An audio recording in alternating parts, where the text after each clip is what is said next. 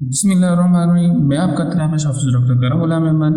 अस्सलाम वालेकुम वरहमतुल्लाहि वबरकातुहू। आज हम डिस्कस करेंगे केस 1.4। केस का नाम है बायलैटरल हैंड पेन। तो मैं एक डिस्क्लेमर देना चाहूँगा कि मैं बहुत सीरियस होकर पढ़ाने की कोशिश की, लेकिन मुझसे नहीं हो रहा। आपकी जो वीडियोज आएंगी उसमें थोड़ी बहुत हंसी मजाक भी होगी, और मैं सॉरी बिल्कुल भी नहीं कहूँगा कि जिसको बुरा लग रहा है वो वीडियो ना देखें। जैसा कि मैंने पहले भी बार बार अर्ज किया था कि आपके जो ऑथर हैं वो पहले किसी चीज़ का तज़किरा करते हैं, उसी के ऊपर केस लेके आते हैं ताकि वो चीज़ हमें अच्छे तरीके से समझ में आ जाए।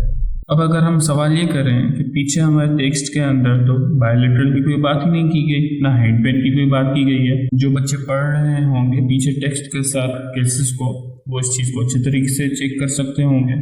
बल्कि चेक क्या करेंगे, वो ऑलरेडी ये बात जानते होंगे कि पीछे तो कोई बायलैटरल हैंड पेन की कोई बात नहीं की गई।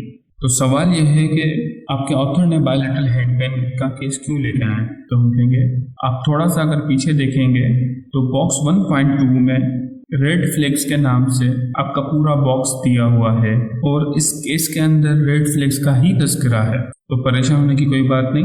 अगर हम ये सवाल करें कि रेड फ्लैग्स के नाम से केस दे देते, तो रेड फ्लैग्स के नाम से केस देना बड़ा अजीब सा महसूस होता। इस वजह से उन्होंने बायलैटरल हैंड पेन जो कि कंडीशन है, उस कंडीशन के हिसाब से केस दिया है। केस को स्टार्ट करते हैं। केस के स्टार्टिंग में बता रहे हैं कि एक 69 ईयर ओल्ड मैन यानी कि 69 साल एक बड़े मियाँ आते हैं और कहते हैं कि मेरे दोनों हाथों में दर्द है, और जो उल्टा हाथ है, लेफ्ट हैंड है, उसमें ज़्यादा दर्द है, और वो इस अपने दर्द को डीप एकिंग कहते हैं। अब डीप एकिंग की अगर बात करें तो जब पेशेंट आपसे कहता है डीप एक, इसका मतलब ये होता है कि जो मुझे दर्द है वो अंदर की तरफ से है, यानी कि इंटरनल टिश्यू में से कोई मुझे दर्द महसूस हो रहा है, ना कि किसी सुपरफिशियल टिश्यू के अंदर। इसी वजह से वो डीप एक कह रहा है, यानी कि अंदर से बुझा बुझा सा दर्द है, जिसको हम रोजमर्रा में बुझा बुझा सा दर्द कह रहे होते हैं। और इसके अलावा वो कंप्लेन ये करता है कि ये दर्द मुझे लिखने से रोक रहा है, मैं लिख नहीं सकता, यहाँ लिखने में मुझे दुश्वारी हो रही है। और एक और बात ये करता है कि ये दर्द रोजाना की बुनियाद पे बढ़ रहा है। यहाँ पर उसकी बताई हुई कंप्लेन मुकम्मल हो गई। इसके साथ उस पेशेंट की पास्ट मेडिकल हिस्ट्री के बारे में कुछ इन्फॉर्मेशन है कि कोई फीवर की कंप्लेन नहीं, चिल्स की कंप्लेन नहीं, कोई इन्फेक्शन की कंप्लेन नहीं, कोई नई दवाई इस्तेमाल करना शुरू नहीं की, कोई कैंसर की कंप्लेन नहीं। और एक मजे की बात उन्होंने यहाँ पे लिखी है कि पेशेंट को पता ही नहीं था कि जो STIs होती हैं, यानी कि सेक्सुअली ट्रांसमिटेड इन्फेक्शंस जो होते हैं, उसकी वजह से भी जॉइंट पेन हो सकता है। वो तो ये भी कहता है कि मैं तो 50 साल शादीशुदा ज़िंदगी गुजारी है, मैंने एक ही बीवी थी, पहले मेरा कहीं और कोई रिलेशनशिप वगैरह नहीं था, और फिर अब मैं विडो हो गया, यानी कि मेरी बीवी का इंतकाल हो गया। अब मैं एक बात की तरफ आपको इस केस से हटकर थोड़ी तवज्जो दिलाऊँ। पेशेंट आ रहा है 69 साल यानी 69 ईयर में, 50 साल इसने शादीशुदा ज़िंदगी के गुजारे। अगर ये एक महीना पहले भी विडो हुआ यानी कि बेवा हुआ, यानी कि इसकी बीवी का इंतकाल हुआ है, तो भी इसने 19 साल में शादी कर ली होगी, और आप सब लोग कुछ तो ख्याल कर लो। इस वजह से वो कहता है कि STI तो मुझे हो ही नहीं सकती, क्योंकि मैं 50 साल एक ही रिलेशनशिप में रहा, और अगर कोई बीमारी वगैरह होती तो उनको भी होती, मुझे भी होती, ऐसी कोई मुझे कंप्लेन नहीं है। अब यहाँ से थोड़ा सा हम केस से हटकर बात करते हैं, क्या जॉइंट पेन STI की वजह से होता है या नहीं। अगर हाँ या ना में जवाब दिया जाए तो हाँ बिल्कुल हो सकता है। अब सवाल ये है कि कैसे हो सकता है। तो एक कंडीशन होती है रिएक्टिव आर्थराइटिस, वो होता है इन्फेक्शन की वजह से है, और जिसमें सर फेरस हमारे पास UTI इन्फेक्शन होता है, जिसकी वजह से रिएक्टिव आर्थराइटिस होता है। और जिससे कि आपको मालूम हो कि रिएक्टिव आर्थराइटिस है, इसका मतलब ये है कि जॉइंट पेन। STI में हमारा बहुत कॉमन है कि UTI हो सकता है, और उस पेशेंट की कोई हिस्ट्री नहीं होती ऑक्यूपेशन की, एक्सीडेंट, ट्रॉमा की। क्लाइंट कहता है कि मैं तो ज़बरदस्त जिंदगी गुजारा था, मेरी तो हेल्थ स्टेटस बहुत अच्छा था, तो कोई हर्बल या कोई मेडिकेशन भी यूज़ नहीं कर रहा था कि उसका कोई साइड इफेक्ट वगैरह हो जाए। जहाँ पे असेसमेंट की बात करें तो फिजियोथेरापिस्ट जो है, उन्होंने जब असेसमेंट की तो उनको स्टिफनेस मिलती है एंड्रेजेस में, फ्लेक्शन और एक्सटेंशन दोनों में, और कोई ऑब्वियस स्वेलिंग वगैरह नहीं मिलती उनको, ना वार्म मिलती है, ना टेंडरनेस मिलता है, जॉइंट करीब करीब उनको कोई भी चीज़ ऐसी नहीं मिलती। और न्यूरोलॉजिक जो एग्जामिनेशन होता था वो भी नेगेटिव आया, यानी कि कोई सेंसरी कोई ऐसा प्रॉब्लम भी हमें नहीं मिलता उसमें, ना कोई रिफ्लेक्स चेंजेस वगैरह। जितनी टेस्ट वगैरह परफॉर्म करता है कोई भी उसमें सिग्निफिकेंट फाइंडिंग्स नहीं मिलती। और मजे की बात है कि कोई और जॉइंट इन्वॉल्व भी नहीं होता, ना कोई मसल इन्वॉल्व होता, ना कोई और लिम्ब वगैरह, जनरल बॉडी बिल्कुल उसकी क्लियर होती है। यहाँ तक वो उसकी हिस्ट्री मुकम्मल। अब सवाल ये है कि रेड फ्लैग्स कहाँ से आए इसमें। तो सबसे पहला जो रेड फ्लैग है वो उसकी एज 69 ईयर है, 69 साल है, बोनस में चल रहे चाचा जी वैसे।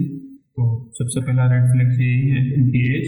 फिर दूसरे जो रेड फ्लैग है बायलैटरल, यानी कि कभी भी अगर एक ही बंदा है उनको दोनों जॉइंट में एक साथ प्रॉब्लम होती है तो वो मस्कुलोस्केलेटल नहीं होती बल्कि सिस्टमिक प्रॉब्लम की वजह से होती है। तीसरी जो सबसे अहम बात कि हमें कोई भी फाइंडिंग अप्रोप्रिएट नहीं मिल रही, यानी कि आसान अल्फाज में हमारी टाइमलाइन नहीं बन पा रही कि ये डिजीज ये प्रॉब्लम हुई, इस अंदाज से ये प्रॉब्लम हुई हो रही है, वो आके हमारे पास कोई रिजल्ट है। ये तमाम तीनों चीज़ें स्ट्रॉन्गली रेड फ्लैग्स हैं और जब तक कोई भी प्रॉपर डिफरेंशियल डायग्नोसिस नहीं होता तब तक हम उसको ट्रीटमेंट नहीं दे सकते। तो सबसे आखिर में उन्होंने एक मजे की बात लिखी है कि जो सिम्टम्स को इम्प्रूव करना चाहिए वो 3 दिन के अंदर कर लेना चाहिए। हमने पिछले केस में भी यह बात की थी, जो फिजियोथेरापिस्ट है उसको 3 दिन के अंदर पेशेंट को ट्रीट कर लेना चाहिए।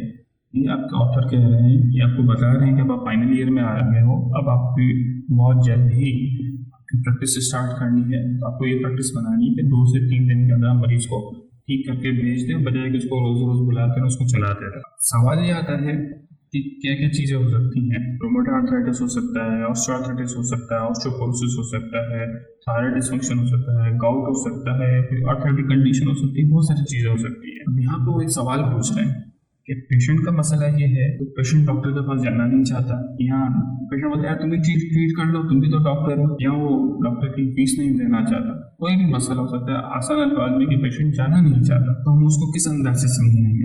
हम उसको ये बात क्लियर करेंगे, समझाएंगे, फिर देखें आपकी जो उम्र है और जो आपकी तकलीफ हो रही है ये बताती है कि कोई बहुत बड़ा मसला अंदर मौजूद है। मसला अंदर मौजूद से मुराद ये है कि ऐसा कोई मसला मौजूद है जिसको फिजियोथेरापी से ठीक नहीं किया जा सकता, आपको मजबूरी में आपको किसी को डॉक्टर को दिखाना पड़ेगा। और दूसरा मसला ये है, क्योंकि ये बाहर की किताब है तो वो बता रहे हैं कि मैं अपनी जो फाइंडिंग्स होगी वो किससे शेयर करूँगा, किसको बताऊँगा कि ये आपका पेशेंट आया था मैंने ट्रीट किया इसको। तो पाकिस्तान तो है नहीं, तो वो कहेंगे जो भी आ रहा बस तुम ही चलाते रहो, तुम ही देखते रहो, तुम ही खाते रहो, तुम ही कमाते रहो, ऐसा कुछ भी नहीं होता बाहर। फिर रिजल्ट में बता रहे हैं कि जो रेडियोग्राफ्स होते हैं वो दिखाते हैं कि जॉइंट स्पेस बहुत कम है और स्क्लेरोसिस भी है उनको, और सिस्टिक चेंजेस भी हैं कार्पल बोन्स के अंदर। कैल्शियम डिपोजिशन भी है। कैल्शियम डिपोजिशन बताती है कि इनको CPPD है, यानी कि कैल्शियम पायरोफॉस्फेट डाइहाइड्रेट, और ये बताती है कि इनको सूडो गाउट है। इनको कोई ऑस्टियोपोरोसिस वगैरह तो नहीं होता, कोई बोन एरोजन भी नहीं होती। अब ट्रीटमेंट में अंदर बता रहे हैं कि इनको एसिड्स दिए जा सकते हैं सिम्पटोमेटिक रिलीफ के लिए, लेकिन इस सूडो गाउट के अंदर फिजियोथेरापी का कोई रोल नहीं है। अलबत्ता ये ज़रूर है कि अगर पेशेंट की खुद की चाहत है कि वो सप्लीमेंट के अंदर, यानी कि जहाँ वो दवाई इस्तेमाल कर रहा हुआ वो खुद फिजियोथेरापी से भी अपने पेन वगैरह को मैनेज करना चाहे तो कर सकता है, ये उसकी अपनी चाहत है, उसके ऊपर है। यहाँ पे आपका केस मुकम्मल हो जाता है। कुछ बातें जो मैं इस केस के हवाले से आपसे एक्स्ट्रा करना चाहूँ वो ये कि जो STI की बात थी, आप इसी बुक के अंदर आप आगे जाके चैप्टर्स के अंदर पढ़ेंगे कि ये सवाल पेशेंट से किस हिसाब से करना, क्योंकि इन्होंने क्लियर नहीं बताया कि थेरापिस्ट ने सवाल किया था या पेशेंट ने खुद ने बताया। तो फिलहाल हम इस बात को छेड़ेंगे नहीं कि पूछने का क्या तरीका था, बताने का क्या तरीका था। इंशाल्लाह जब आगे हम चैप्टर्स में चलेंगे तो उसमें बात बताएंगे कि पेशेंट से किस अंदाज से ये सवाल किया जाता है और करने का क्या तरीका होता है, और जो बच्चे वैसे पढ़ रहे होंगे उनको मालूम होगा कि किस अंदाज से सवाल किया जाना चाहिए। इसके अलावा ये कि देखो हर चीज़ को फिजियोथेरापी से ट्रीट करने की कोशिश नहीं किया करो। जहाँ पे आपका रोल है वहाँ पे बहुत अच्छे तरीके से काम करो, जहाँ आपका रोल नहीं है वहाँ काम बढ़ाने की ज़रूरत नहीं है, आप उसको रेफ़र कर दें। तो यही बात आपको ये ऑथर या ये बुक समझाता है। इसी हवाले से आपका एक और भी आगे कैसे आने वाला है उसमें भी यही बात आपको दूसरे अंदाज से समझाई जाएगी। यहाँ पर हम ये अपनी वीडियो को मुकम्मल करते हैं, मुझे इजाज़त दीजिए, मिलते हैं अपने नेक्स्ट वीडियो में। अस्सलाम वालेकुम रहमतुल्लाहि व बरकातुहू।